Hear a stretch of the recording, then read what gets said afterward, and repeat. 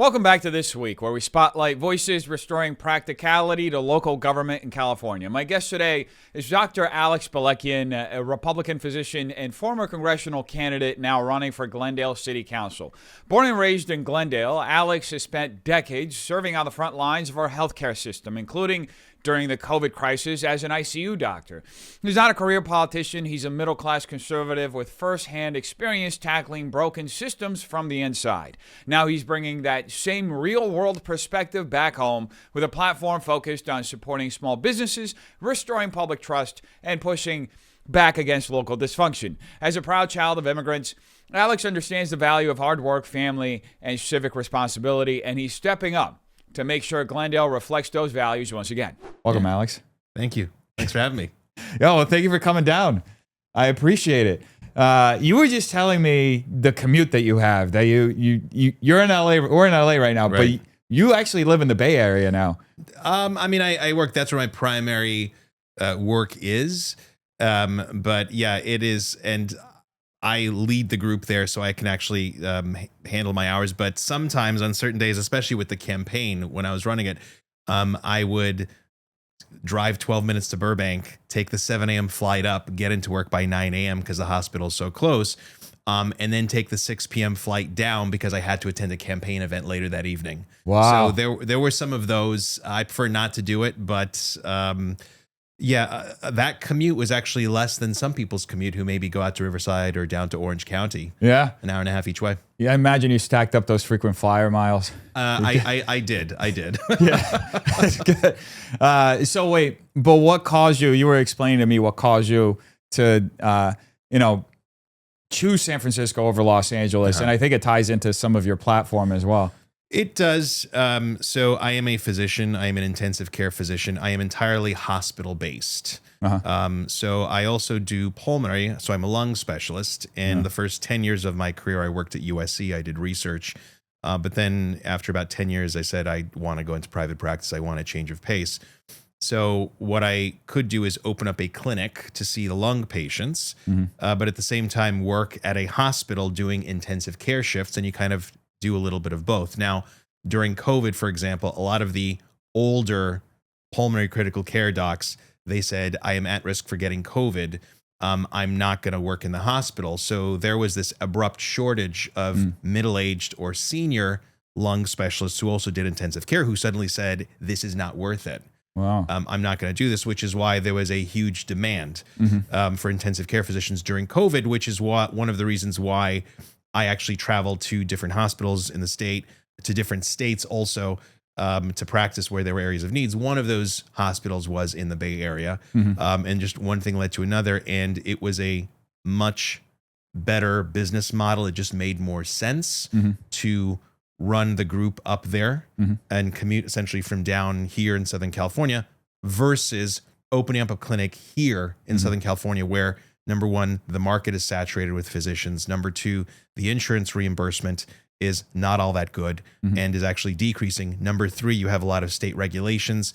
You have to pay all of your office workers a minimum wage of $25 an hour, which is $50,000 a year. And I was explaining to you, if all of my office staff are making $50,000 a year, there's only so many office staff that I can hire because I'm able to see only so many patients per hour. And the reimbursement is determined by Medi-Cal, by Medicare, not by the patients themselves. So the business milieu was not favorable.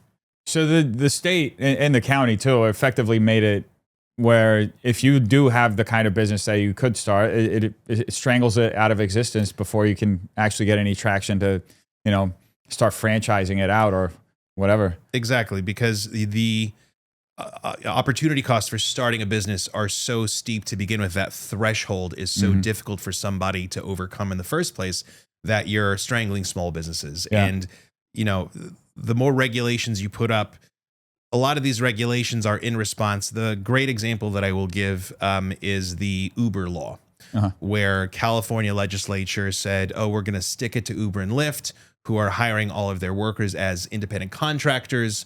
They should be giving benefits. Really what the state wanted was these big businesses to pay the payroll taxes. Payroll taxes go into their pockets in Sacramento and they waste all that money.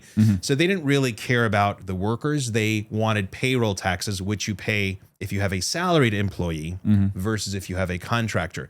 So then they made this law where all businesses over, I think, 5 people need to have employees and not contractors. Yeah. And so then small businesses like mine that have, more than employees, it's like, okay, fine.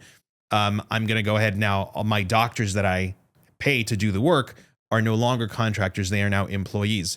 But then what Uber and Lyft did was they went around and they crafted a proposition for themselves, which said, okay, we're going to carve out an exception for Uber and Lyft only. Yeah. So Sacramento passed this law that I, as a small business owner, have to abide by. Yeah. But then Uber and Lyft, who were the original targets of their efforts, set up a proposition, passed the proposition. And what did they do in their effort to hit those big, nasty, evil corporations? Yeah. They ended up killing small businesses. It's so crazy. And the weird thing is it's purely retaliatory.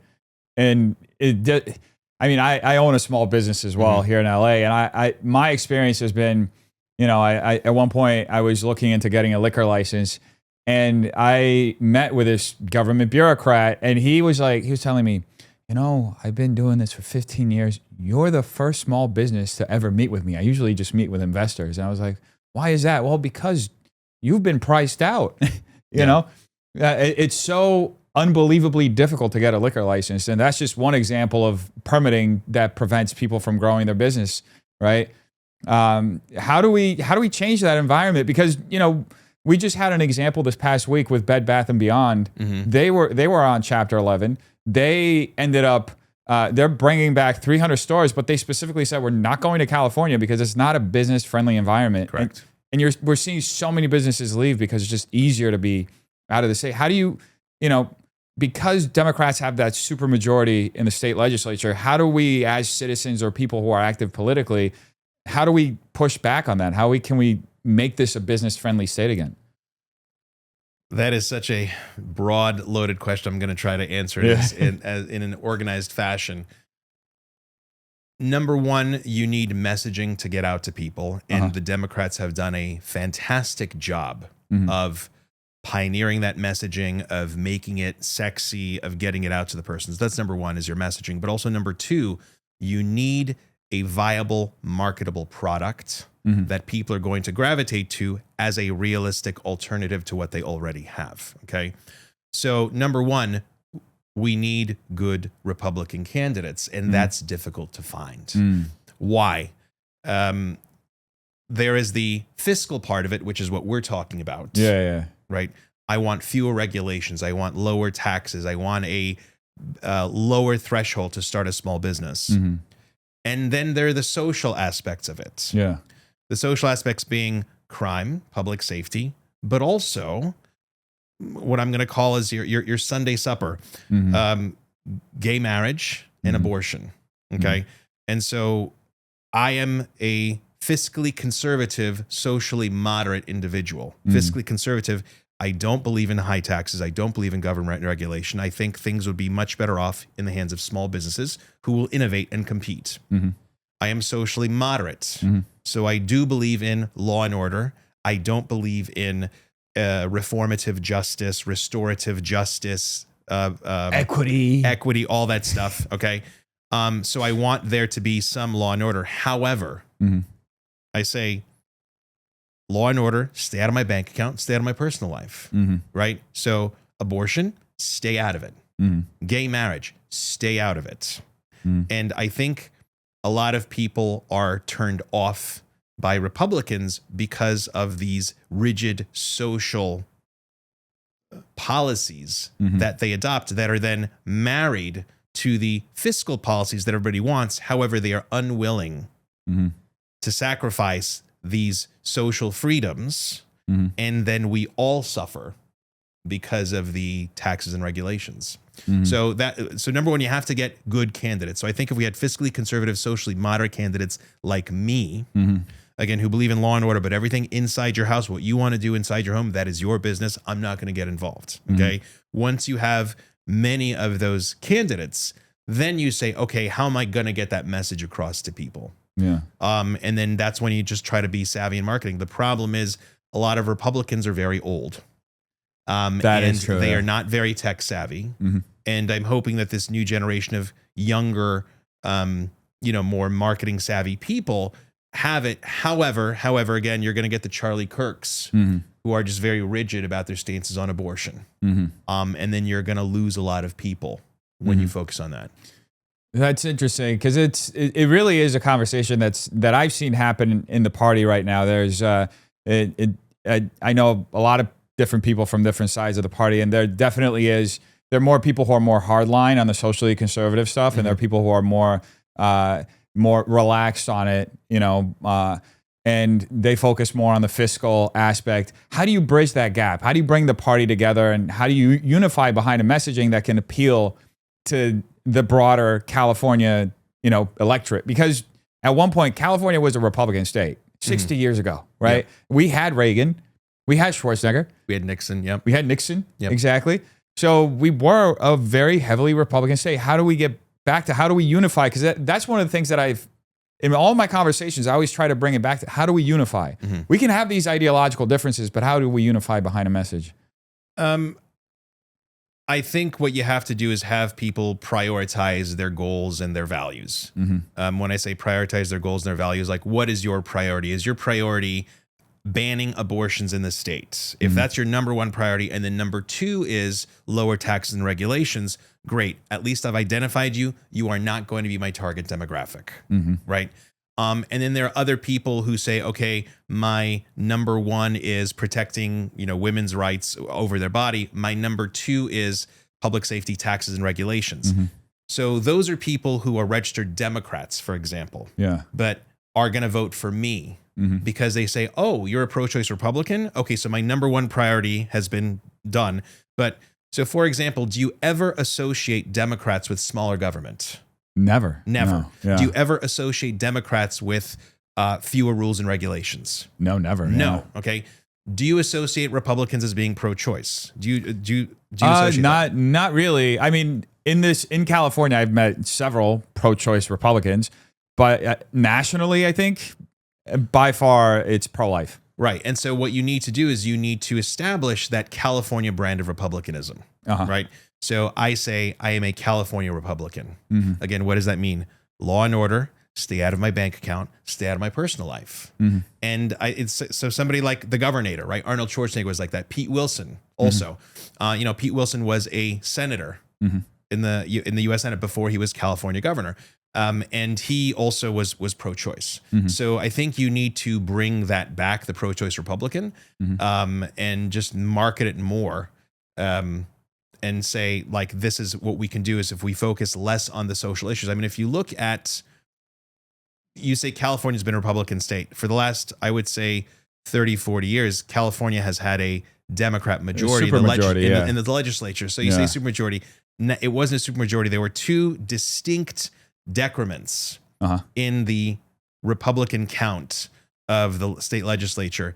And those occurred in 2008 and 2016. What occurred in 2008?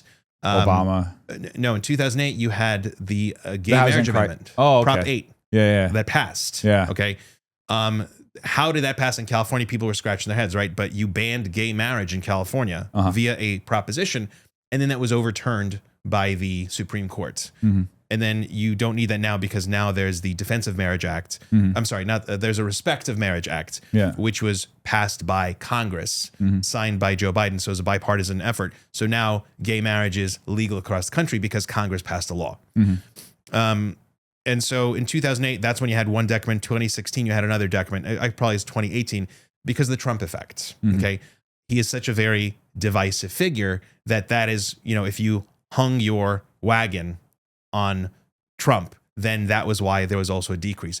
So what we need to learn from that is, number one, you need to stay away from the social stuff, like gay marriage and abortion. Number two, you need a message other than Trump. Gotcha. Right? I'm not saying that I don't believe in some of his policies, okay?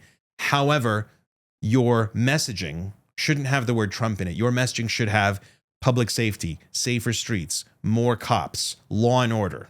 Cost of living. I've seen cost of living is like a big thing for people. Yes. So you say cost of living. So I am a single issue voter. What is my single issue? Balanced budgets. I am supremely disappointed by Donald Trump for passing the big, beautiful bill because he added to our national debt. That is deficit spending. I am a single issue voter. So I can disagree with things that Trump does. Again, I agree with some of his policies, but the fact that he piled on and continued this unconscionable trend of deficit spending and adding to the debt, that is not okay in my book. That is why, again, there are some Republicans who just yell rhino, rhino, rhino as soon as you disagree with Trump. But that's why I think it's James Lindsay, right, who calls it the woke right, where if you are canceling people simply because they're disagreeing with what Trump is doing, how better are you than the woke left who cancels people because you don't use their preferred pronouns? So I just think that, again, there are going to be 10% of people on the right, the far right, and 10% of people on the far left who are going to be completely rigid and dogmatic in their views. And they're going to be the 80% of what I call the moderate middle. And that is who we need to focus on. So I think people need to, anybody who's interested in running for a campaign, at whatever office, think less about your party and more about your messaging, because there will always be disgruntled moderates who don't fit in within the label. Those are the people that you want to bring that moderate middle. I actually talked with now gubernatorial candidate Sheriff Chad Bianco about this.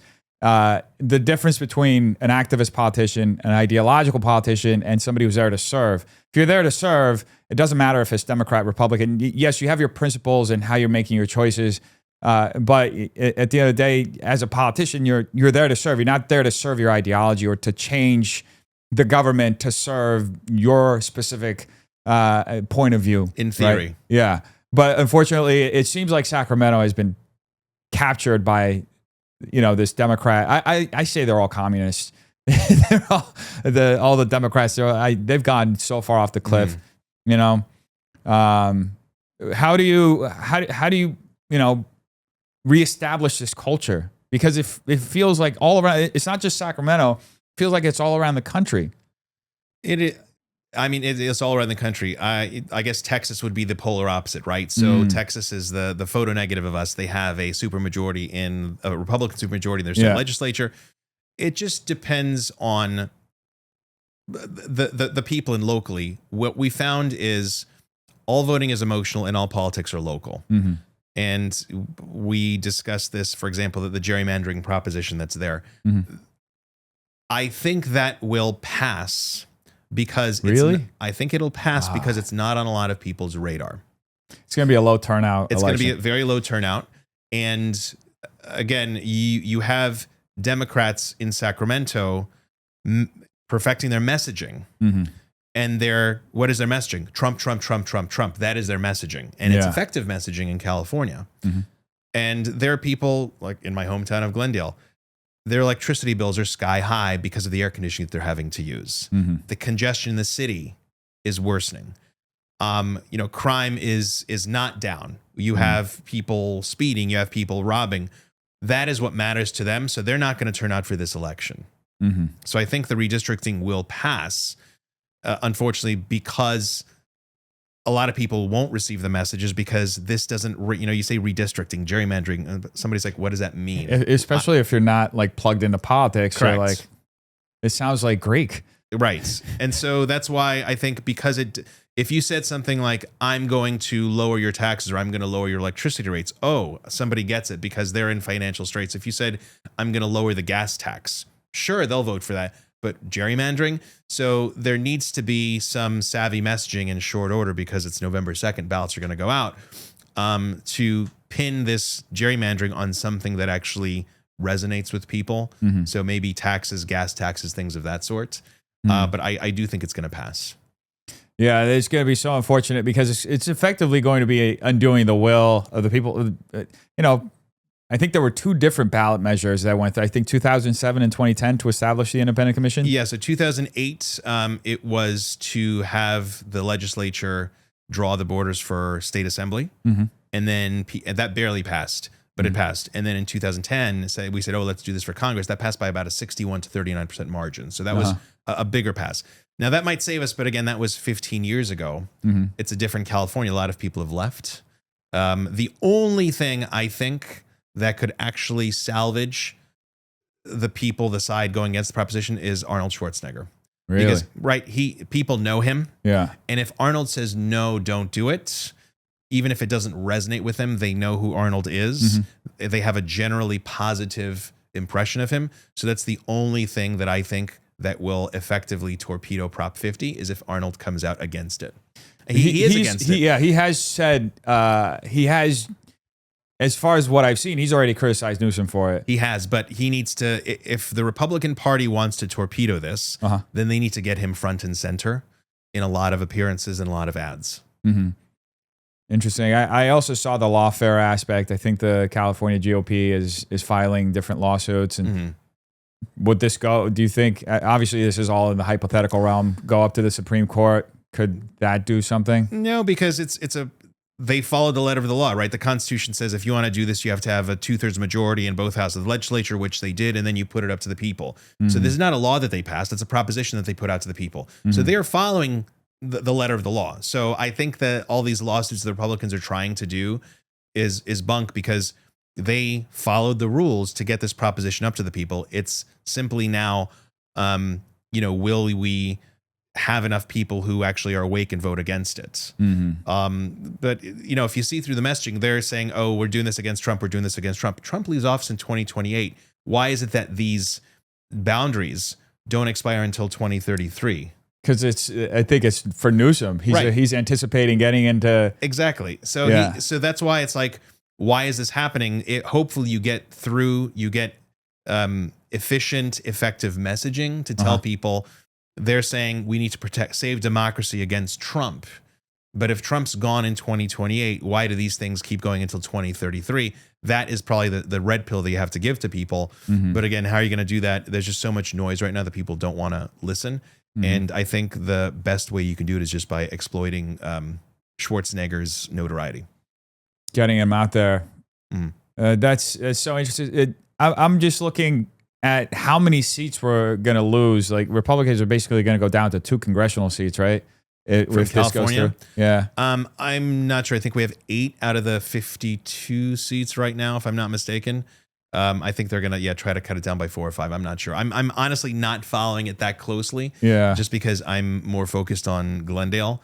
And also with the 18 months that we spent on this congressional campaign, my husband and I, mostly my husband, are just like, I don't want to hear about it. Stop talking about it. You got a little bit of political fatigue at home then. A lot of political fatigue. Yeah. So let's talk about your congressional race here then to save you some of that at home. So what initially got you to want to run? So I've always been interested and engaged with politics. I know who my elected representatives are. I vote in every single election. I am civically engaged. And I know who's president, vice president, the chain of command, Speaker of the House. Yeah. So when Adam Schiff, after 22 years of being our representative, said, I'm going to step down and try to run for Dianne Feinstein's old seat, I said, oh, me being a numbers geek, when there is no incumbent advantage, that's anybody's game. An incumbent advantage is probably about 10%. And so I said, okay, it's anybody's game. And so I'm just going to throw my hat in the ring. And my husband initially was supportive of it because he does marketing. And he thought, oh, I market whatever it is that I'm working on. And this time I'm just going to market my husband. And he did it out of pure curiosity about how far he could take it. Saying, oh, I'm just curious and we're not going to win. I looked at the numbers and I said, if we focus on these areas, we will get through the primary as a top 2. Even though there was another Republican running. And there were, 3 very well-known Democrats running. Everybody said, oh, it's going to be a Dem-on-Dem race. And so I said, no, if we focus on these areas, and we did, and then nobody was expecting, we just suddenly came out, we knocked out Mike Fewer, we knocked out Anthony Portantino. There were a lot of people who were just surprised, like, how the hell did this guy go through? And so on election night, my husband was horrified that this actually succeeded Yeah. and that we had 9 more months of campaigning ahead of us. And that's just kind of when the train started coming off the rails. So that's why I ran, is because I said, I like word problems. I like solving word problems. Yeah. And that's essentially what this is, right? These are problems that people have that nobody's solving. And I said, there's a way to get past it. And then, we did it and we succeeded. So that's why I ran. And how was that campaign like? Because that's effectively 18 months of campaigning, right? Yeah. How did that go, beginning, middle, and end for you? So the beginning was very difficult only because I was a nobody. We were raising no money. I essentially self-funded the whole thing with about $35,000 of my own money, loaning it to the campaign. And again, what did that go for? Went like flyers, things, hard stuff that we're just going to pass out to people. And so my campaign manager, for example, so we had those, but I self-funded the whole thing.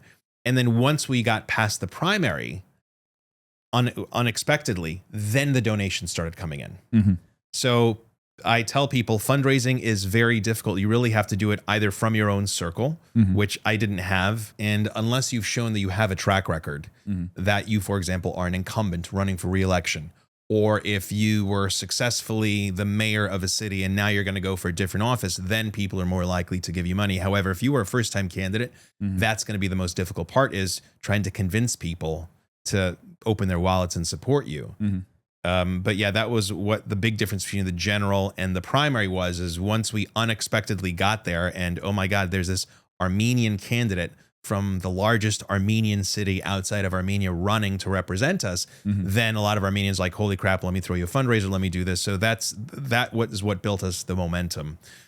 And then it's just very grueling. I'm not going to lie. It's very difficult to participate in a campaign if you actually have a full-time job, but that's what I did. And unfortunately, my opponent, she was an assemblywoman. So she was still getting paid her salary, not showing up, not voting, but was also campaigning. If I don't work, I don't get paid. Interesting. Right? So it's one of those things where it's a self-fulfilling prophecy, and corruption begets corruption, because people who are already on the inside have that unfair advantage of still getting paid, and they don't have to show up to vote. Yeah. Right. That's so interesting. So, California taxpayers were effectively paying her so she could give herself promotion. Correct. So that should be illegal. Well, a lot of things should be illegal, and I think that you can address this, I think, with term limits. Now, California has term limits, but for the state assembly, for state assembly, and so it's 12 years total. So let's say you are an assembly member for 8 years, and then you can run for a 4-year Senate term, for example. And that's 12 years total, and that's it. It's done. Which I think is fine. But there are no term limits for Congress, for example. So, Laura Friedman, who got elected, she is going to die in that seat. Right. So, hopefully she what I'm saying, but she's going to do like a Feinstein. Correct. Yes. Yeah. So, right. If Feinstein hadn't died, then Adam Schiff would have died in that seat. Basically, yeah. Right. So, and you have that story. I forget what her name is. The Republican representative from Texas, who was in a memory care home for 6 months before somebody realized that she was missing and not showing up to votes. Really? Yes. That's crazy. I mean, Feinstein was kind of in the same deal where she was like being wheeled she had in and out. Handlers, They're like, correct. Vote this. Yeah. So it's not a Democrat thing. It's just a politician thing, right? And as George Carlin said, politics, right, or Congress, it's a secret club, and you ain't in it. Yeah. Right. That's true. So once they get themselves in, and this is why, bringing it back to local politics, we have people on our city council who are auditioning for higher office. We had our, first Armenian female mayor, et cetera, et cetera. Within a year of being elected to her first 4-year term, she declared her candidacy for state assembly. Wow. So within a year of being elected for her first term, she put us on notice that she was going to leave in the middle of her first term. So they're all just career politics. They're looking to just go up the ranks. It's a career path. I mean, same as being a nurse or a firefighter or, or a postal worker. It is a career path for people. And I think that that's wrong.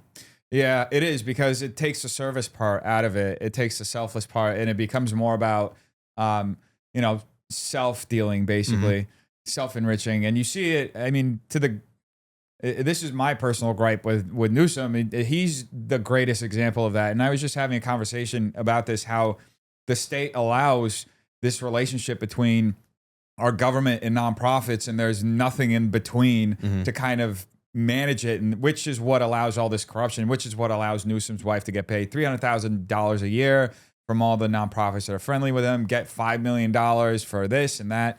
So, there's definitely, I think it goes beyond the term limits is a good thing that you mentioned. I like that. I wasn't aware that we had that in the state, but I think that there has to be like other levels to it to just force ethics and integrity on the people who are representing us, so that they have more altruistic motives when they go into office.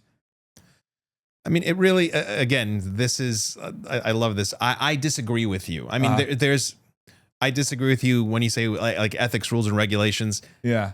I am all about fewer regulations. I think what you need to do is inform people. And once you inform them, they will choose what is best for them. Even if it's regulations on the people who are making the regulations, you limit their power. So, I mean, I'll give you this example. Yeah. So the irony of the No Kings protest was not lost on me. It might be lost on a lot most people who don't know, but the irony of the No Kings protest in a state ruled by a political family. So, the four big families in California. So you had Pelosi, Getty, Brown, and Newsom. Right. So you have the Gettys, obviously the people know, richer than God. And then you have Jerry Brown, who was our governor, but then Pat Edmund Brown, his father. And then all their dealings with Newsom's grandfather or great grandfather, I forget. So those four families have been controlling a lot of the behind the scenes politicking in California for decades. And so if you say No Kings, where you're talking about certain privileged families ensuring their bloodline, and ensuring the control that they have over their territory, then that is front and center Gavin Newsom and Nancy Pelosi. But people aren't talking about that, right? And then Pelosi is getting ready to hand over her seat to her daughter. Oh, to her daughter. To her daughter. No, Weiner is actually running against her midterms. Really? Yeah. So he just got elected to a 4-year term. So 2024, he's termed out. So 2028. So he is running as a dress rehearsal. But what office would he go? Because does he have a chance? Not against Pelosi, no. Yeah. He doesn't have a chance, but he is essentially firing a warning shot, and he's throwing pasta at the wall and seeing what sticks. That's what he's doing right now, because he has nothing to lose. He got elected to his last term, right? Even if he runs for this seat midterm, he doesn't have to give up his current seat, right? So he has a safety net there. And then this is just a dress rehearsal of what's gonna happen. What can I do? And then, because like I said, Pelosi wants to hand that seat over to her daughter, who's also now starting to get more engaged. Yeah, I've been seeing her post stuff. Yeah, she posted things about when Maggie Krell was doing the automatic felony for propositioning, or for buying a 16 or 17-year-old for sex. Like Pelosi's daughter was there, kind of talking about that. So yeah, she's, she comes from a powerful family, and Scott Weiner doesn't come from a powerful family. So I don't think he's going to win out on this one, but he's trying kind of like an AOC kind of move to see whether he can disrupt the Democratic establishment. Interesting. But how do you limit their power then? Because it's so centralized in these families. They clearly don't want to hold themselves accountable. Right. So what you mentioned a good point. My suggestion would be expanding government a little bit, which in that manner I wouldn't mind. In limiting the power of politicians, I think that's a good form of expansion of government. You even look at our Constitution. It's it's a constitution that solely exists to limit the power and reach of government so that it doesn't infringe on our rights. So if what would be the solution to because term limits, they've worked to an extent. These people are still self-dealing. How do we make sure that we get people in there who have the interest of serving the people? I believe in the power of the people, and I think that the messaging should go to the people. And if they are simply informed, then I think they will make the best decision for themselves. Now, some people don't want to be informed. Some people want to be informed but aren't informed because the message doesn't get to them, and I think that's what we should focus on. And then there are other people who don't want to be informed and just want to go about their business and not stick their neck out. So if people don't want to be saved, if a majority of people don't want to be saved, I don't feel it's my job to be a martyr. I'll try, but at a certain point, you don't want to be self-sacrificial. So I think, number one, inform the people. Number two, get people from the community who are going to be trustworthy. But what is it? What do they say? Trust is gained in drops, but lost in buckets. Interesting. That's so true. Yes. It's very true. And so when they see that somebody from their own community then eventually turns to the dark side, and like, et tu, Brute, right? Yeah. So that is when they say, okay, I'm done with it. So somebody like me, for example, I'm going to police myself, and I have a real job, right? And so I think people who have real jobs, and if they also say, okay, I'm going to run for office, I think that's more trustworthy, have more credibility, rather than somebody who, I don't have a job. I came out here to California to work as a movie producer. I made some really bad films, and then I was selling lampshades at a swap meet before I ran for city council and got elected and worked my way up. You're laughing, but that's an actual story. That's the story. That's the story of Laura Friedman. Oh my God! No way. That's the story of Laura Friedman. I promise you. Yes. She was selling lampshades at a swap meet. She was before she got elected to Glendale City Council. She was selling lampshades at the Rose Bowl swap meet.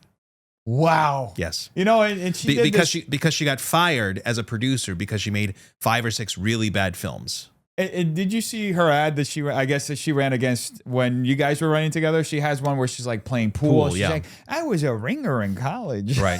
I'm like, yeah, it's so bad. But so, I mean, that's the extent of, but yes, that's what she did. So, but again, why did that happen? Because a lot of people in Glendale, a lot of Armenians who just don't want to be involved with government. I'll keep my head down. I don't want to put a target on my back. If you don't want to participate in good governance, somebody's going to do that. Yeah. And you cannot entirely trust that person to do that, which is, again, somebody like Laura Friedman, how she's ruined Glendale with all of her environmental policies. The bike lanes. Not just the bicycle lanes, really is our power plant. So our power plant, the Grayson Power Plant, needed to be redone. And so in 2018, we had either cost $300 million or $500 million, but whatever. Let's just say, for argument's sake, $500 million. The power plant all 5 generators would be replaced. In the 2 years that it took to build it, we would be buying in electricity from LADWP. And then once the power plant was redone, a brand new power plant from the ground up, it would produce not only all of the electricity that Glendale needed, but it would also overproduce so that we could sell that excess electricity to neighboring cities so that we wouldn't have to raise rates on our own people. Yeah. We could create so much electricity, we'd sell it to other people so that the residents of Glendale wouldn't have to pay more. We would just make neighboring cities pay more for our electricity. That plan was terrible for the environment. You have these gas generators. You're going to be doing too much greenhouse gases. That was the Democrat line. Yeah, so she got people elected to city council and then torpedoed that plan. So now we have the same plan, okay, that it's costing $500 million. We are only going to be producing 14% of what we need. We're going to be buying it from elsewhere, and Glendale's electricity rates have gone up by 50%. That's so wild. And it's the taxpayer that ends up. Yes, but it's crazy because people are now complaining about something that was set in motion 8 years ago. It takes a while sometimes for the effect to come out. It does, but and these people are playing the long game. But that is why it's like either you get the general public somehow involved and aware of it. Otherwise, by the time they actually take note, it's like the frogs. Boiling a frog, right? If you throw it in hot water, it'll jump out. But if you put it in cold water and slowly increase the temperature, you'll be having frog legs by dinner time. Yeah, and that's such a good point because it's in California, you do see that a lot. The Democrat base is very energized, but most Republicans, I would say, they're very apathetic and kind of, they kind of say, oh, it is what it is. They're either leaving the state or they just completely gave up on politics. Or like you said, with the Armenian community, they're very much like, okay, I don't want to mess this up. Right. And I've seen that because I've even done voter registration. I was in one of the events that you did out in Glendale Night Out. Yep. And that was a great event. It was good seeing you do that work, and it's good seeing how it's interesting seeing how different demographics react to just being engaging them about something related to politics. And that's what you described is exactly what I saw. Was a lot of people who were they were somewhat open to it, but a lot of people were just very resistant because and I've seen that in other places as well because I've done voter registration drives at the Glendale Community College, and there it was kind of the same thing. So how do you activate, especially our Armenian community or other communities around LA that may have shared values with Republicans or maybe on our side ideologically or in principle, how do you activate them? Again, all voting is emotional and all politics are local. Yeah. So you find that people don't care about tariffs. People don't care about Ukraine. People don't, they do care about my cost of living is going up. And you can say, oh, look how much the government is spending, be it the federal government, state government, local government. But you really need to find the issue that makes them emotional. Okay. So all voting is emotional and all politics are local. And so the issues, local issues, whether, their house got broken into. And again, the bum that's now pushing their shopping cart down their street twice a week that they're seeing, like those things, right? Trump has no effect on those. So when you need to make that connection in people's minds, but also, like the Kenny Rogers and the Gambler, you got to know when to hold them and know when to fold them. There are going to be people who are completely detached, very low propensity or no propensity voters. Identify them, pass them by.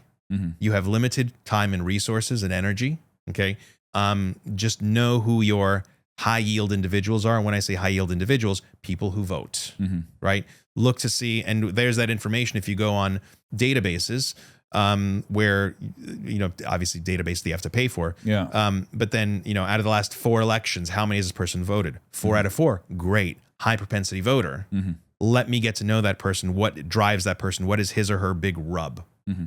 And right now, again, in Glendale, it's the electricity prices, and also it's the multi-story apartment towers that are going up that are causing congestion in these bedroom communities and with the small town feel that is no longer. So even Glendale is not a monolith. North Glendale, we're really getting a lot of traction talking to people. And I say traction, it's not like I don't know the place. I grew up in North Glendale, Montrose, right? Like I know the small town feel of that place. And the fact that they are talking about turning some of those parking lots into rezoning them into multi-story apartment buildings, nobody wants that. And the city council members and the city staff are lying through their teeth, confusing people, talking about things and just using the political jargon to confuse them, saying that's not what's happening, even though they are not technically saying something inaccurate. They're saying this housing element isn't rezoning. Correct, but it's the first step in rezoning. You are technically correct in saying that you're not rezoning it, absolutely, but the city council cannot rezone unless you first put it in the housing element. And the fact that we are telling people that rezoning is going to happen and they are saying all this misinformation is out there, misinformation, their favorite word. So that is how you just connect with people and say, okay, these people love their small town feel. They don't want that to go away. That is what jazzes them up. Armenians, it was, they were very detached until it was about that whole indoctrination of the schools. And so, your verbal scores are, let's say you have 40% of students who are proficient in English. You have 50% of students who are proficient in math. You have 100% of students who are proficient in LGBTQ stuff, issues, right? yeah. Issues, pronouns. So then that is what jazzed them up. The problem is that occurred in summer 2023. By the time the election rolled around in mid 2024, nobody voted. Gotcha. So Nobody voted, and their candidate to try to go for school board was not elected because nobody showed up to the polls. Wow. How do you keep that momentum then? Do you just have to keep reminding them this happened? Yeah, but at one point I feel like they'll be like, okay, we're over it. Well, it's all about timing. Yeah. Like, why is it that Clinton in the mid 90s couldn't pass healthcare for all, but then 14 years later Barack Obama was able to do it? So it really depends on the currents. Right. If you're going out surfing, right, it has to do definitely with your position, has to do with the tide, has to do with the currents coming in. So a lot of those things have to come together. And, we're talking about things now, but the election isn't until June 2024. So how am I going to keep those people engaged? Well, then it's just like, it's like teaching somebody. You have to establish that pattern, not too much that they lose track, not too infrequent that you fall off their social media feed, but it's just, you got to, kind of keep it going until, finally voting time comes. Then you just attack. Yeah. It's just you describing what they're thinking about doing in Glendale. I was thinking of the place like West Hollywood where we're at, and like, why would anybody want to do that with Glendale is such a beautiful place. Right. And it still has that quaint LA. Sometimes it feels like you're back in the 1950s, depending on where you go. Right. And it's cinematic. And why? I mean, here in this area specifically, it's nearly impossible to find a parking spot on the street because of all, this issue happened here like 15 years ago, but it was all like tearing down the mansions and building these housing developments or the McMansions or whatever else they called it. And it just killed the neighborhood, it feels like. I mean, is this a big issue that you're running on in Glendale right now for city council? You would think that a building wouldn't be approved if the builder didn't build enough parking spaces for the multi-story apartment, right? Yeah. But then builders don't want to add parking because parking costs them stuff, but it doesn't make them money. You can't charge rent, or even if you do charge rent, okay? Yeah. And wouldn't it suck if somebody in Sacramento said that if you build a multi-unit apartment complex within half a mile of a bus station, you don't have to give parking? That's what Laura Friedman did. That is correct. What an awful individual. That is correct. What an awful individual. Right. And again, now she's making decisions for us in Congress. Yeah. So that's why I think I agree. I tell people cost, crime, and congestion, right? Cost of living, crime, and congestion. We don't want to be LA City. And so, one of these people like trying to run as an urban planner in LA City. It's like, if you elect him, you will bring the cost of living, the crime, and the congestion, the corruption of LA. We don't want to be LA City. So again, it's just trying to find the messaging, trying to get to people, especially, who are your most frequent, reliable voters? Older people.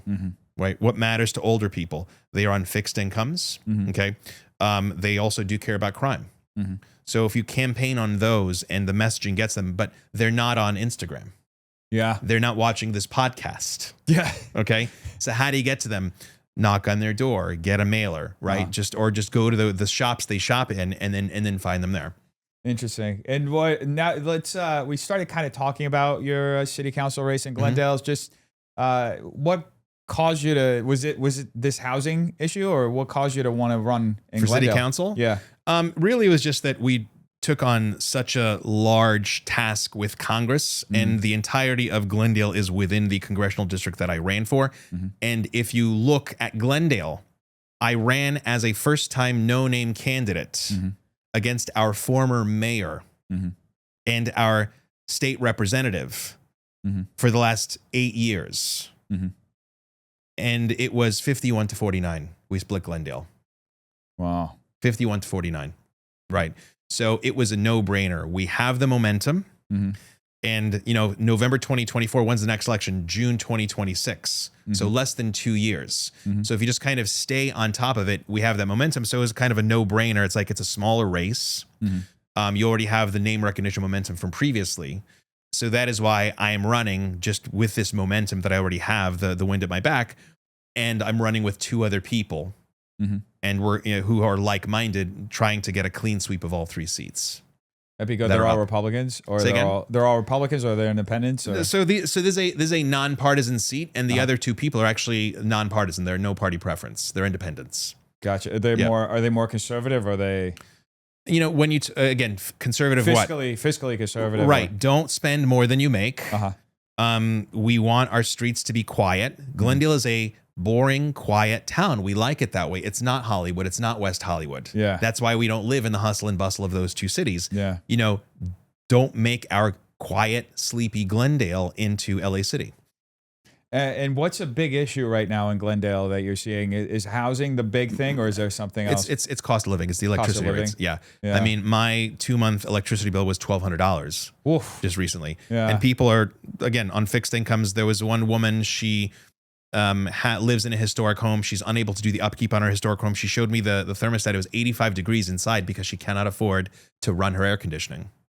Oh, man. That's so bad. So that is front and center. So on my door hangers, I'm saying I am running for council to lower electricity rates and balance the city budget, plain and simple. And you're seeing a lot of people resonate with that message? Yeah. I mean, because that's, again, all voting is emotional and all politics are local. Yeah. Because that is what really is hurting them. I mean, I guess you can talk about illegal immigration, but again, illegal immigration, they don't care. But if hang on a minute, illegal immigrants are getting credit cards with $500 on them and they're getting free housing, but I have to pay for mine, depending on how you message it, then they'll be like, okay, now I'm going to vote against illegal immigration. But you really have to frame it in terms of things that affect their daily life and that are front and center with them. So effectively, people are still voting with their pocketbooks. Yes. Yeah. It's good to know. So you just got to hone in on what people are, what's affecting their wallet, whether they feel like they're losing their money. And you kind of mentioned it a little bit, like with the immigration, when you think back on it, the way that Trump sold it was like, well, they're taking all your jobs away.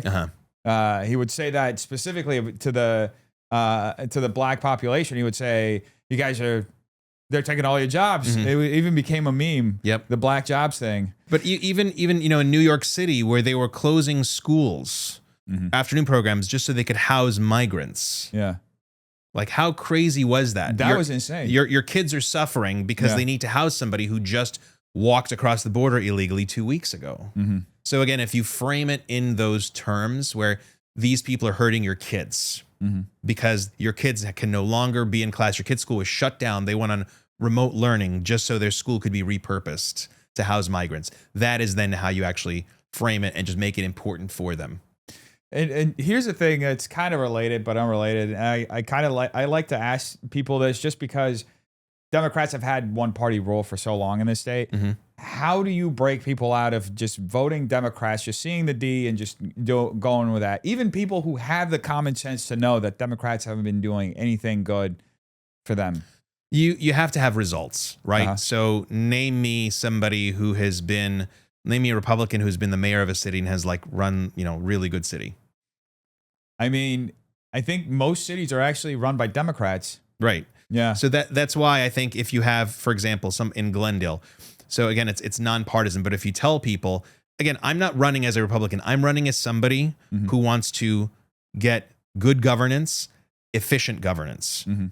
Our city budget went from $800 million to $1.2 billion. The city budget increased by 50%. And I tell people, did your life improve by 50%? Yeah. Right? I know your electricity bills went up by 50%, but did your quality of life improve by 50%? No. So that's not a Democrat or Republican thing. That's just a basic common sense how I run my household. So then when you do that and you show good results, then people are more likely to say, I'm not voting for a party, I'm voting for Alex. And that is how you build that momentum. Because again, what do people see? They see the corrupt people over, you see somebody like Senator Ted Cruz. Every time I see him, I just want to punch him in the face, right?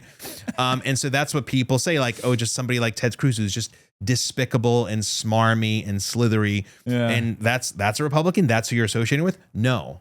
So that's why I just prefer people are more results oriented. So I think the more you focus on results, positive, good results that you've had, but also, if people are doing well, they're not going to change the status quo. So you have to wait for a time. Again, it's all about your timing where people are not happy with the status quo. That is that time right now. Yeah. So, but you need to give them a viable alternative. And that's not somebody who's going to come in and try to control their personal lives. Yeah. That's somebody who's going to make their pocketbook better. Everybody can agree that more money is good for everybody. Yeah, I mean, that's the universal thing that everybody loves, is just agreeing. As long as people are doing fine financially, or if they're not, then that's clearly where again, it depends on your messaging, because so my secret is, I think it should be easier to open up a small business, because the American dream is working for yourself, not working for somebody else. Versus somebody like AOC and Mamdani, they say the government should give everybody a universal basic income. Yeah, that's not good. Right? It's this communism. That's really, I mean, I grew up in Brazil, and that's straight up. That was one of the guy who's currently president. That was one of the first things he did. He put half the country on a universal basic income type thing. And, you know, his justification were like, well, they're poor and they're like in a remote area. They need it. But he was effectively buying votes. Yeah, people love free shit. Yeah, they do. Yeah. Sorry for my colorful language, but people love free shit. You're 100% correct. And that's what the Democrats ultimately offer. They're always offering, how can we give them programs or things that just keep them dependent on the state? And versus, you know, Republicans often are more focused on, how can you just make your dreams come true? You know, just be a small business owner or something else to that effect. And you mentioned something about small businesses. I don't think America would be as prosperous as it is if it hadn't had the kinds of policies it had throughout the years, where it enabled small businesses to create so much innovation. And I think that having such, you know, oppressive and draconian red tape in this state, it really is. I mean, I think very much like the 8-year gap between what Laura Friedman did and people in Glendale feeling it in their electrical bills, it's going to be the kind of thing that we'll feel like maybe in 25 years. Absolutely. And, you know, you talked about small businesses. I think probably in the last 20 years, maybe 25 years, if you look about who people work for. Government workers is right around 11%. So being employed by the government at any level, right around 11% of working Americans work for the public sector. And then up until recently, most people worked for a small business, also that would be defining as working for themselves. Only recently has there now been a majority of people now working for corporations, non-small businesses. Interesting. And those soul-sucking jobs that, you know, all these woke armchair activists say, oh, we're anti, you know, Starbucks, we're anti-corporation. Yeah. You would think that those people could be switched into saying, okay, I think that we should foster small businesses. The problem is they don't know the first thing about running a small business. They weren't taught basic math in school. They were taught social activism. And then they are also taught that, oh, if you do nothing and just stay in your parents' bedroom and keep on being an armchair activist, we'll give you universal basic income. Yeah. So it's just, but those people, you can reach them. It's difficult to reach them.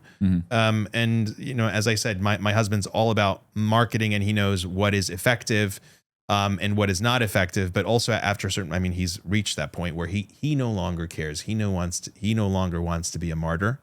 And he's wondering why I continue. And I said, you know, this win or lose, this is gonna be my last election coming up.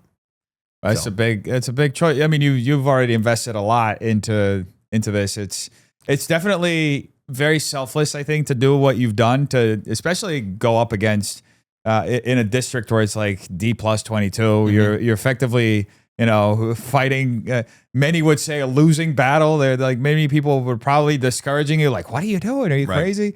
But you know, you're putting your personal life at stake. You're also dealing with an insane aspect that no other job requires, which is the far left, which could come after you and try to harm your reputation or your business. They have. Yeah. So, you know, it definitely is like a selfless thing to do. So it's, I'm going to say it from my own opinion. I think it's sad whenever somebody who's already devoted so much time and effort that they choose to step away. It's totally understandable though, because of the sacrifice. because that's what it should be. It's service. It should be sacrifice. It shouldn't be self. If you want to know something very sad, and again, people's brains are broken because basic courtesy is out the window. Yeah. There is a pharmacist in Glendale who left a 1-star review on my physician Google review page.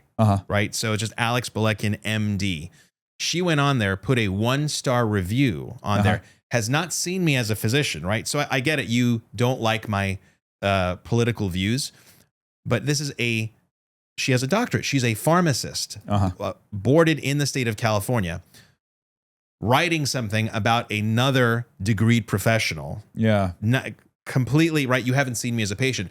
So then I saw this, I was flabbergasted. And what I did is I reported her for an unprofessionalism to the California Board of Pharmacy. Yeah. And I'm still waiting on their response, but it's like people's brains are broken. And it's not just the super woke far left people. I mean, she's a degreed professional. She's a doctorate, right? She has a PharmD, and she is engaging in this kind of behavior. So a lot of people, COVID and just Trump just absolutely broke their brains. And I just hope that they somehow can regain sanity.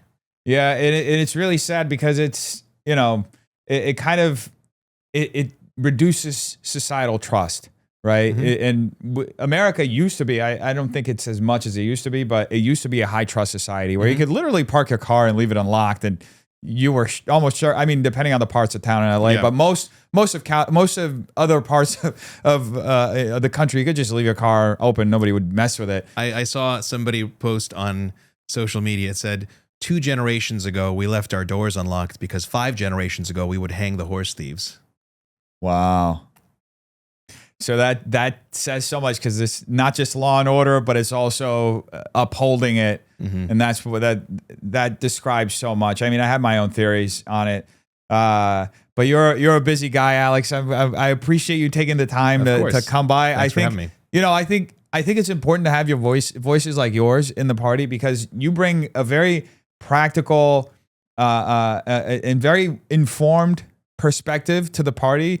I know you said you're thinking of leaving. I do hope that in some aspect you continue working as like a consultant or something, or behind the scenes, because it's in politics nowadays, so many people just tend to be so ideological that they forget about the service aspect that we were just talking about. And I think that the way to break through is to kind of be reminded that you're there. You have to be practical. You have to, you can't just serve this ideology, because that's ultimately you're breaking down society. You mentioned, how the money that you put into your taxes should come out as quality of life, and we're not getting that.